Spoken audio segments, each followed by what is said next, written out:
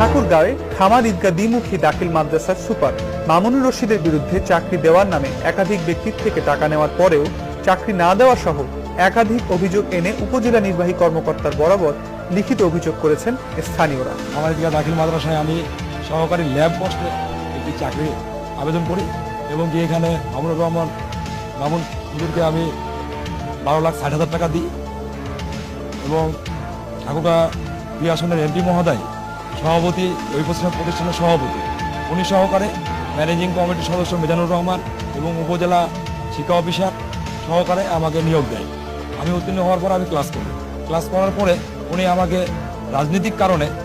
আমাকে মাদ্রাসা থেকে বের সুপার মামুন রশিদ আমাকে বলে 2011 সালে যে আমার ইঞ্জিনিয়ার পোস্টের খালি আছে, তুমি কিছু টাকা দিলে তোমাকে ঢুকাই দেবো।